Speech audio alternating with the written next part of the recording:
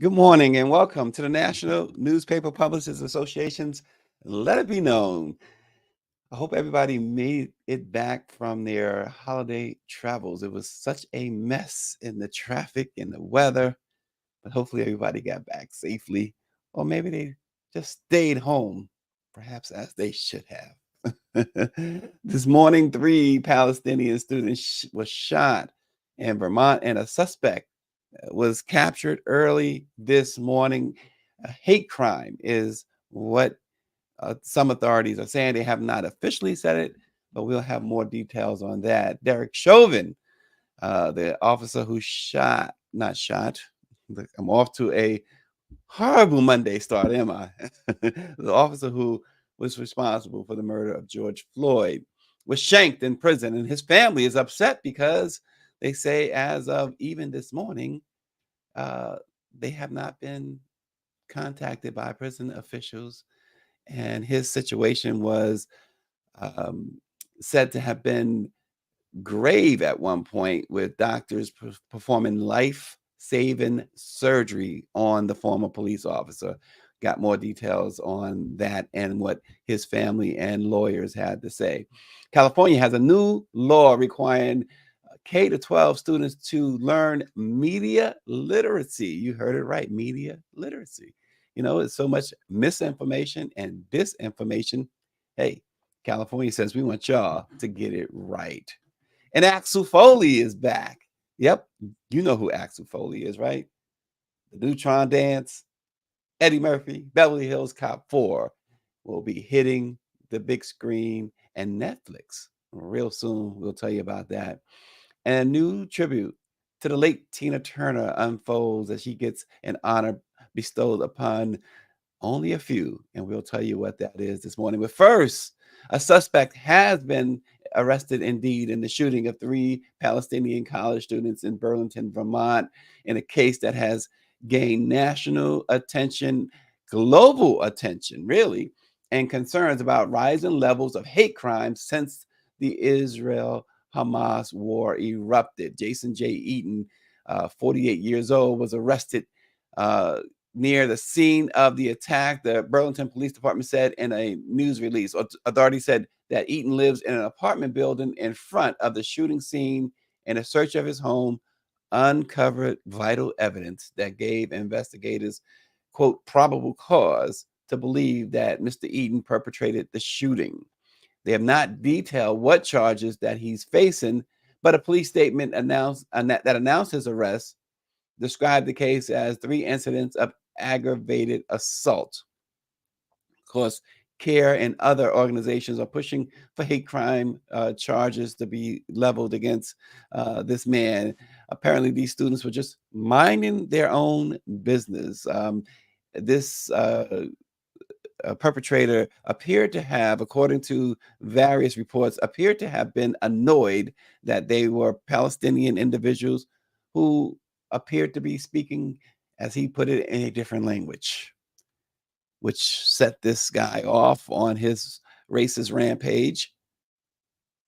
And David Youngblood said, "Can we all just stop shooting, please?" David, if that cry was, if it was only heard by those who make these laws, maybe so. But the students were all 20 years old. They were walking alone Saturday night when they were confronted by Eaton, who just opened fire and shot them without even speaking to them. And then, showing the cowardice that is usually involved in this, he fled.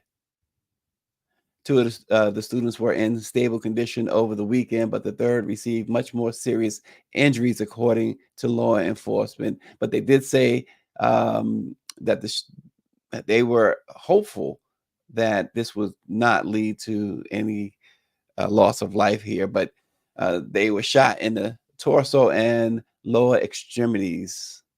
The students were identified as Hisham Awatani, who attends Brown University in Rhode Island, and Keenan Abdallah Mead, and I'm gonna not pronounce these names right, David, who's a student at Haverford College in Pennsylvania, and Tashin Ahmad, a student at Trinity College in Connecticut. are the students identified as the victims here.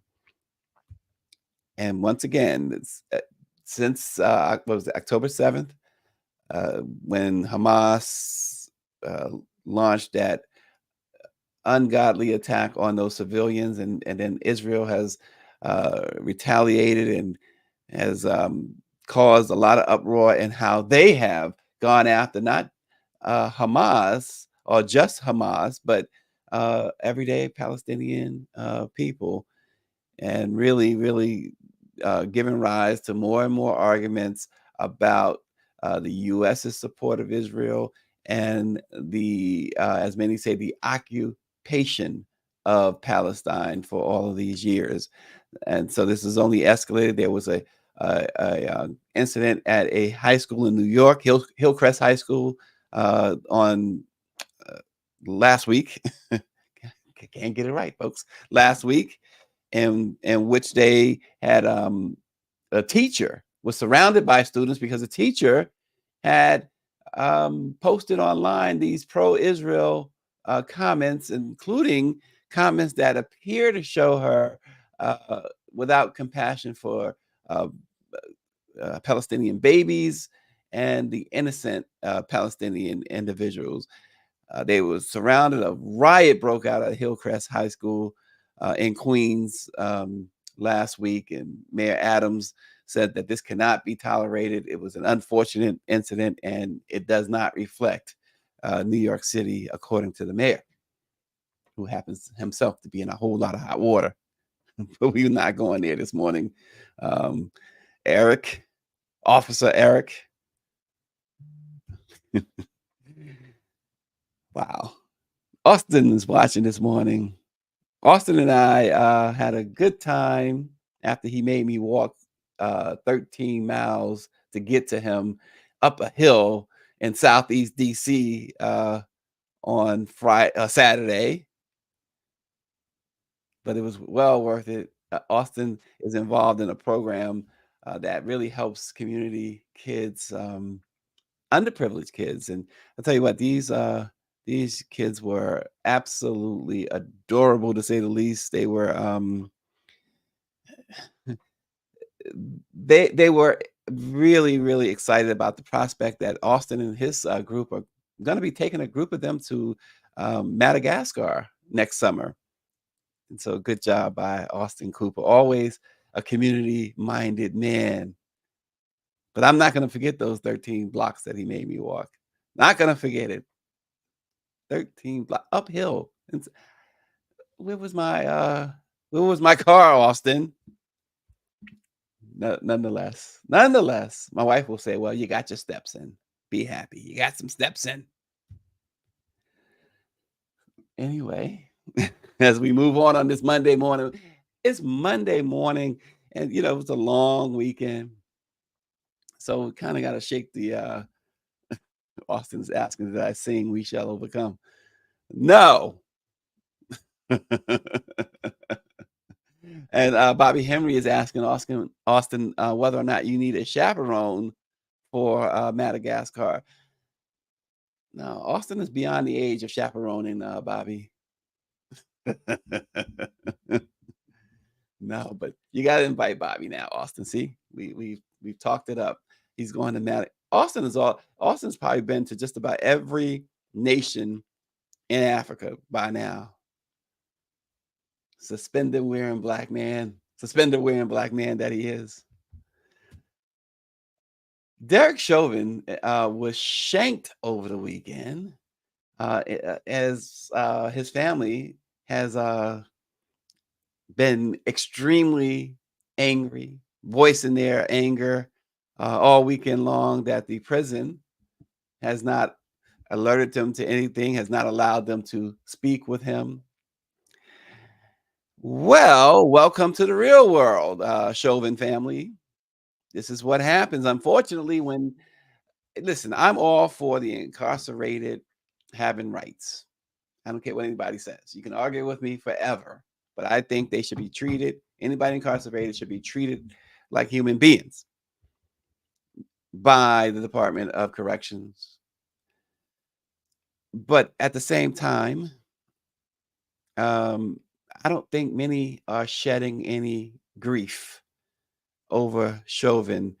Some say it rings of Jeffrey Epstein's situation, but nonetheless, Derek Chauvin, who opted for this particular prison, who was given the opportunity to essentially choose where he would serve his 22 years, whether it be federal or state, and he chose federal. He made a plea so he could get federal time, believing that it would be more of a cakewalk than state prison, which he's probably right. But at the same time, maybe he underestimated that his enemies comes federally and at the state level. Power 96 says people get stabbed in prison every day. He is nothing special. Don't drop the soap, Derek. Um, yeah, and that's the problem. The fact that this does take place in prison, along with other things. I guess this is not time to advocate, be an advocate of better prisons and better this and better that. But um, Chauvin, nonetheless, his family is angry that they learned from the media that their imprisoned relative was stabbed and not from prison officials. That could be a problem. That could be a problem. Carolyn Paulenti, the mother of George Floyd's murderer, told Alpha News that how do these news agencies know and his own mother doesn't even know? She added that the prison had an emergency contact number, which is her number, but no one called. She went on to say, I can't even think what to say. I haven't been to bed and made a path in my kitchen and living room floor by pacing. Once again, Mrs. Chauvin, welcome to what folks that this guy, your son, was responsible for locking up, and their families have to face the same pacing. Two wrongs, whatever people will say. But the problem here is that you have an officer, a former officer, who represents so many other officers. No matter he's convicted, he's no longer an officer. He's locked up. He's been appealing, even though he pled guilty so he can get these conditions that he wound up still getting stabbed. But he represents tens of thousands of people who wear that uniform. And there's been no reform. There has been no changes, discernible changes that will stop other officers. His sentence hasn't stopped other officers, bad officers, from seeking out the next George Floyd. And that is what these types of outcomes are supposed to do, right? But it has not. And he's become more so perhaps than any officer that we can think of. He's become the face of this. And it wasn't just George Floyd. You remember other cases of him doing the same thing, knee on the neck, et cetera, excessive force to others. And as Power 96 puts it, her son was a career criminal as a police officer. His personnel file has more than 20 complaints in a 12-year span. Chauvin's lawyers, Gregory M. Erickson, also said that it appears, in a quote, said it appears to be indicative of a poorly run facility and indicates how Derek's assault was allowed to happen. No kidding, a poorly run facility. And it goes back to my original point that we wasn't going to sit here and advocate for anything right now, just present the headlines, but um, clean it up. See now his lawyers They're on the inside as far as, as Power 96 would say, the complexion for the protection, et cetera, et cetera. Um, they can try and fix things up for everybody. They can lead some sort of reform efforts. It's what some have tried to do down in Mississippi, at that horrible prison there in Jackson or near Jackson. It's what some have tried to do, Power 96, right, in Louisiana at Angola. Angola is like a third world. People think about the prisons in Siberia. They got nothing on Angola by all accounts. So, you got Angola and Louisiana and Parchment in Mississippi, and there you have two what really are slave quarters, brutal slave quarters, and both in the South. Isn't that something? So, the last we heard about Chauvin is that prison doctors had to perform life-saving measures before he was transported to a hospital. As of this morning, there has been no further updates on Chauvin's condition, except that those life-saving, I will say that we left out the life-saving measures stabilized him. And that's where it all left. It was all left that he was stable in a hospital. And Power 96 says parchment in Mississippi is worse than Angola and Louisiana. Both are enslaved plantations. Austin says, and in prison, he's probably displaying the very same white racist privilege that he did with George Floyd. And David Youngblood said, there's no such thing as prison doctors.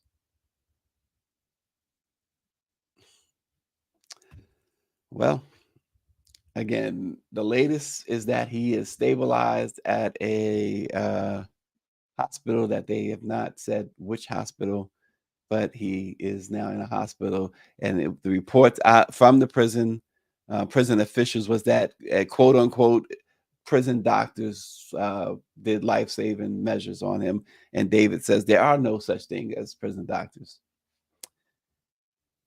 Tells you all you need to know, right? In California, how about this? I found this to be interesting. California passed a new law that will make or mandate that K to 12 students learn media literacy as part of their modules plan. The bill is designed to help students, I should say, develop skills in identifying false information online, which comes as there's a growing and still rising, I should say, a still rising distrust in mainstream media.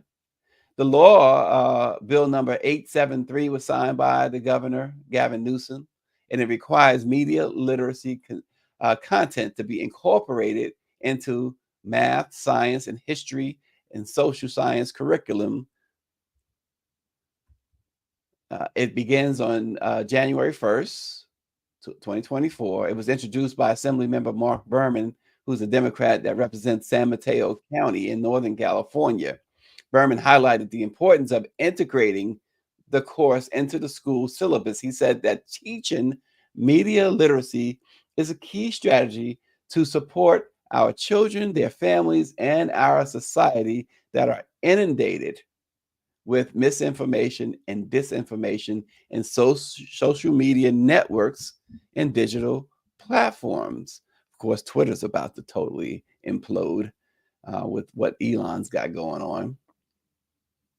But as we've seen too often in the last decade, Berman says what happens online can have the most terrifying of real world impacts, from climate denial to vaccine conspiracy theories to the January 6th attack on the nation's capital. The spread of online misinformation has had global and deadly consequences.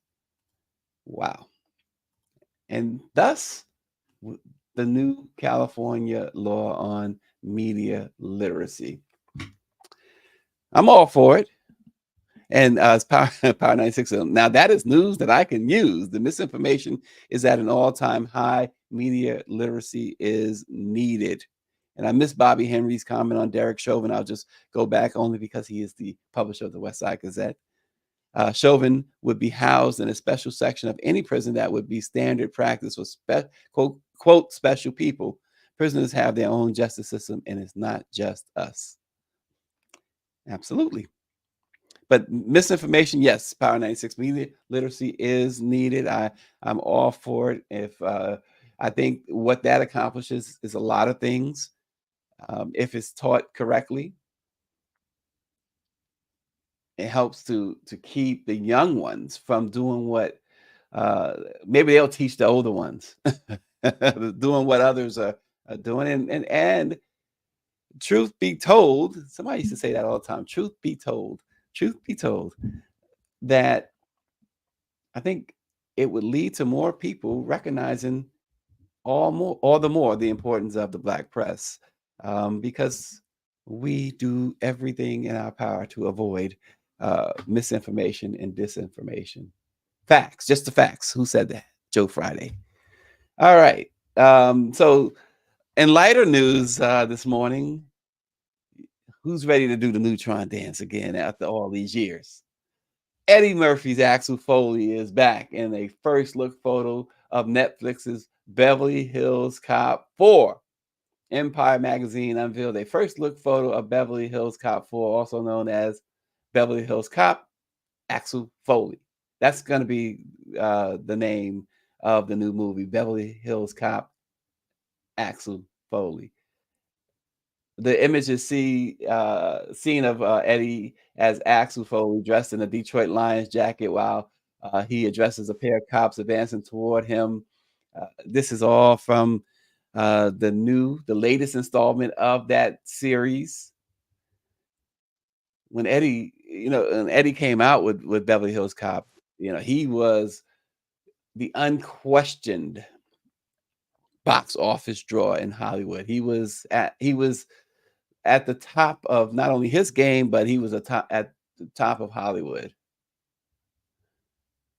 And as the producer, Jerry Bruckheimer, who produced the first three installments of this movie dating back to the 1980s, he says, anytime Eddie walks on a set, you never know what you're going to get. And it's always pretty brilliant. Every day he's there, throws you back to the 80s, according to Bruckheimer. He said that Beverly Hills Cop 4 won't just rehash elements from the first three movies. Rather, he hinted that the upcoming movie will have an emotional element that will pull on viewers' heartstrings. Is he going to kill Axel off? Is that what he's referring to? He said it's about the emotion. No matter how funny it is, how much great action it has, it's all about the heartstrings. Beverly Hills Cop Axel Foley is directed by Mark Malloy, who replaced the former director Adil El Arbi after Adil and others left the project to focus on a Batgirl movie, which has now been canceled.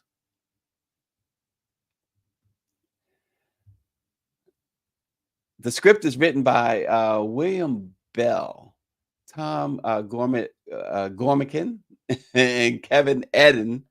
It will see Judge Reinhold, Paul Reiser, John Ashton, and Bronson P. Pinchot reprise their respective roles from the previous three Beverly Hills Cop movies. They'll be joined by Taylor Page as Axel's estranged daughter. Y'all remember he had a daughter. Axel had a daughter. Um, he had a daughter. Y'all forget? And then Joseph Gordon-Levitt as Axel's new partner, Kevin Bacon as an LAPD special unit officer, and Mark Pellegrino. And what happens is that Gordon-Levitt, he gets stuck with Axel, and they are, according to Bruckheimer, hysterical together. So the arrival of Axel Foley, Beverly Hills Cop Axel Foley, is expected in early 2024. Also, this morning we got some Tina Turner news for you to use. The Tina's triumphant story of survival and journey to stardom continues, folks, to be an inspiration to so many in hopes of continuing to amplify and preserve Tina Turner's legacy following her death in May. Tidal Wave Comics is releasing an addition to their tribute series on November 24th in honor of the Queen of Rock and Roll. The tribute comics book series is dedicated to preserving the legacies of beloved entertainers who have left us. Uh, Darren Davis of Tidal Wave's publisher explained. He says it serves as a heartfelt tribute to those individuals who have left an indelible mark on our world. Tina was a once in a lifetime talent who was very passionate about her craft. Her love for the art of music was shown in every performance, album, and tour, earning her numerous accolades and solidifying her long lasting legacy and icon status. Hits like What Love Got to Do with It and Proud Mary have stood the test of time, serving as continuous reminders of the many nuances of Tina Turner's life. Each moment of Tina's life, highlighted in the 22-page comic book, is brought to life through Ramon Salas's powerful illustrations. The compelling imagery adds to the depth of the storytelling by amplifying all the emotions surrounding those moments in Turner's life. They've also the iconic figures like Donna Summer, Whitney Houston, and Prince have been a part of this series, and now um, Tina gets the treatment much deserved. Will Eddie Murphy sing Roxanne in this series? That was 48 hours, not Beverly Hills Cop Power 96. Roxanne. He was on the bus, the prison bus, and he was singing Roxanne. Will he sing Roxanne? It would be funny if he does, though, right? Because it's the other character. What was his character name in 48 Hours? I know you know it, Power 96, but he is not going to probably not going to sing Roxanne. It's a different. Let him do another 48 Hours, which was the name of the. Actually, that was the name of the sequel to 48 Hours, right? Another 48 Hours. Couple of things. So over the weekend, um, Tiffany Haddish appeared at the Griot Awards and the Laugh Factory, but that was only after police arrested the actress, the comic, as she, for the second time within a year, was found slumped behind her wheel, allegedly intoxicated. Tiffany was seen being let off in handcuffs, and I wish we had a mugshot. I did see her mugshot, um, and she's smiling ear to ear in her mugshot. She's like, "I'm not taking one of those perk walk type mugshots." But there she is being let off by Beverly Hills police. Speaking of Beverly Hills, and it's not Axel Foley that's arresting her. These are actual real police officers. And what's interesting is that the female, both of them really, but more so the female officer, if you look closely at that picture, has the biggest smile. And so does Tiffany. All three of them have a smile on their face, which is not surprising for Los Angeles, Beverly Hills in particular. They do so much for their celebrities there. It's unbelievable. Let me tell you something. If you live next door to a celebrity in LA, you have some trouble that you have to call the police. And that celebrity stubs a toenail. Folks, they're going to that celebrity first. That's just the way LA is. It's horrible. But whatever it is that she had that officer is like, this is Tiffany Haddish. Imagine if it was like, you know, The Rock or Viola Davis, someone with even a higher stature. She wouldn't know what to do with herself. She probably wouldn't even cuff her. She probably wouldn't even cuff her. Unbelievable. And then there it is. There's the slow perk walk to the car. Get in the car, Tiffany. Now, what is are they gonna put I need to see it, Greer. Is she gonna push her head down? Uh-oh. Nope, nope, nope. She did not. She did not. She did not. Nope. She eased her in there. See, they usually put the head down and, get that little extra push just to make sure that your neck, gets hurt a little bit. Tiffany's a celebrity. You're not doing that to Tiffany. It's unreal. Unreal. So folks, we got a big show coming up tomorrow. Our morning show, of course, but we have a 5 p.m. show tomorrow. And we'll be doing afternoon or slash evening shows um, more often. But tomorrow's show, we're going to dig into it's 5 o'clock. We're going to have two special guests on that show. And we're going to dig into these, not just the lawsuits that came out of New York last week at the deadline of that Adult Survivors Act, but we're going to talk about the culture